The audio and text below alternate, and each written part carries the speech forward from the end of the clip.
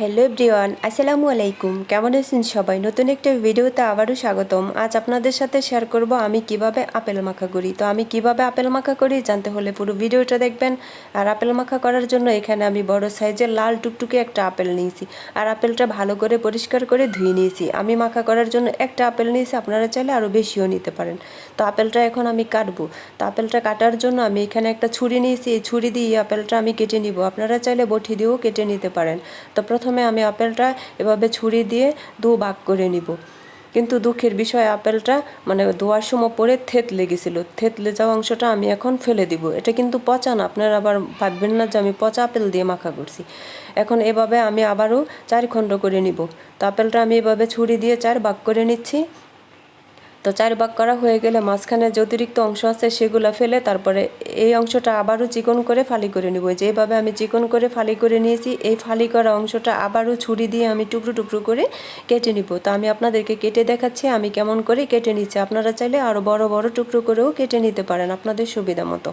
এই যে দেখেন আমি এরকম করে কেটে নিয়েছি। তো এভাবে করে আমি আরেকটা খণ্ড এভাবে কেটে আপনাদেরকে দেখাচ্ছি। আমি আপেলটা এভাবে করেই কেটে নিব। তো কথা বলতে বলতে আমার সব আপেলই কেটে নেওয়া হয়ে গেছে। তো আপেল কাটা শেষ, এখন আমি আপেলটা মাখা করব। তো কেটে নেওয়ার পর আপেলগুলো কেমন লাগছে আমি আপনাদেরকে কাছ থেকে দেখাবো। দেখেন পুরোটা আপেল কেটে নেওয়া হয়ে গেছে। আর কেটে নেওয়ার পর দেখেন আপেলগুলো দেখতে কতটা সুন্দর লাগছে।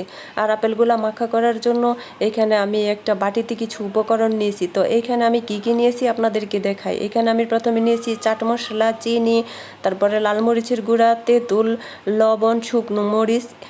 তো এখন আমি এগুলা দিয়ে মাখা করব। তো আরও আছে ধনেপাতা কুচি, তারপরে আছে সরিষার তেল, এগুলো পরে দিব। এখন আমি লবণ আর মরিচটা একসাথে ভালো করে ডলে নিব। এখন সবগুলো মশলাই একসাথে তেঁতুলের সাথে মিশিয়ে নিব।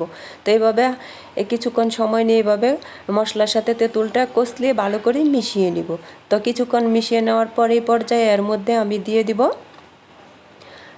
2-3 ফুটা সরিষার তেল, বেশি দিব না, কারণ এগুলো খাঁটি সরিষার তেল, বেশি দিলে আবার ঝাঁজের জন্য খাওয়া যাবে না।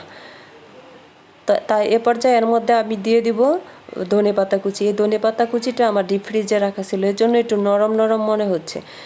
তো আমি এভাবে হাত দিয়ে আবারও ভালো করে কষলিয়ে মিশিয়ে নিব। এই পর্যায়ে আমার কুচি করে রাখা আপেলগুলো দিয়ে দিব। তো আপেলগুলো দিয়ে আবারও উল্টিয়ে পাল্টিয়ে ভালো করে মেখে নিব। তো দেখেন আমি কত সুন্দর করে মেখে নিয়েছি। আর মেখে নেওয়ার পর দেখেন আপেল মাখাটা দেখতে কতটা লোভনীয় মনে হচ্ছে। তো মেখে নেওয়া হয়ে গেছে। এখন আমি একটা বাটিতে মেখে রাখা আপেলগুলো বেড়ে নিব। তো আমি দেখেন অল্প অল্প করে এই বাটিতে পরিবেশন করে নিচ্ছি। তো পরিবেশন করার পর আমি আপনাদেরকে দেখাবো আপেল মাখাটা দেখতে কেমন হয়েছে। তো বাটিতে সম্পূর্ণ আপেল বেড়ে নেওয়া হয়ে গেছে। এখন আমার হাতে লেগে আসছিল যে ধনেপাতা কুচি, সেগুলো উপর দিয়ে দিচ্ছি। দেখতে মাশাল্লাহ দেখেন কতটা সুন্দর লাগছে।